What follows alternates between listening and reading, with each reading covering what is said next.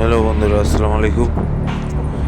আজকে আপনাদের দেখাচ্ছি যে তেলের সংকট অনুভব করার পর যখন 200 টাকার তেলের কথা বলেছে, তখন পাম্পে তেল নেওয়ার জন্য এই পরিস্থিতি হচ্ছে। শত শত মানুষ, শত শত মোটর সাইকেল নিয়ে রাস্তার এপার তেল পাম্পের চারিপাশ থেকে ঘিরে রেখেছে, কিন্তু তেল দিতে পারছে না। তো আপনারা দেখুন যে কি পরিমাণ গাড়ি আসলে রাস্তার এপার ওপার দাঁড়িয়ে আছে তেল নেওয়ার জন্য। একটার পর একটা সিরিয়াল দিয়ে দাঁড়িয়ে আছে তেলের জন্য, তাও পাবে 200 টাকার তেল। অনেকে আছে যে একবার নিয়ে যাওয়ার পরে আরও অন্য জায়গায় গিয়ে লাইনে দাঁড়াচ্ছে, যে এইভাবে করে ট্যাঙ্কি ফুল করে সেই ট্যাঙ্কি আবার খালি করে এসে আবার তেল নেওয়ার জন্য দাঁড়াচ্ছে। মানে একটা বিশৃঙ্খলা তৈরি হচ্ছে।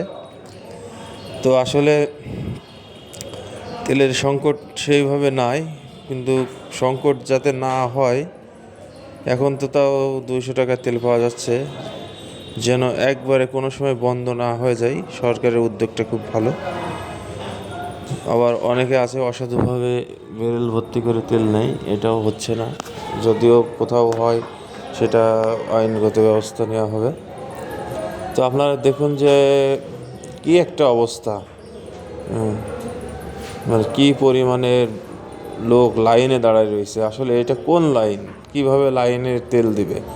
একজন গেলে তো আরও 5 জন যাবে, এটা তো কোনো সিরিয়ালই নাই। যার কারণে আপনার প্রশাসন গিয়ে যাতে কোনো ঝামেলা না হয় সেদিকে খেয়াল রাখছে এবং পরিস্থিতি নিয়ন্ত্রণ করেছে।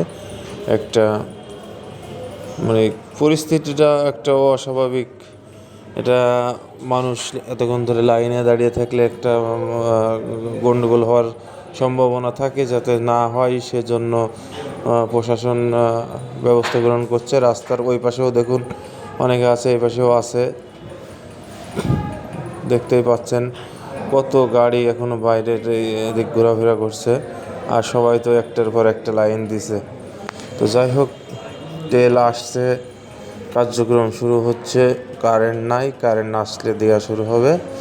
তো সবাই ধৈর্য ধরুন এবং অতি উৎসাহিত হবেন না। আসলে সেইভাবে সংকট নাই। আপনারা সবাই আইন মেনে চলুন, পরিস্থিতি এমনি স্বাভাবিক হয়ে যাবে। আমাদের মাননীয় প্রধানমন্ত্রী এই বিষয়ে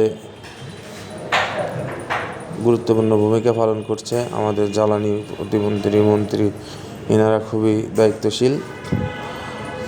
আশা করি এই সমস্যা বেশি দিন থাকবে না। তো সবাই একটু স্বাভাবিক হলেই এই পরিস্থিতি মোকাবেলা করা যাবে।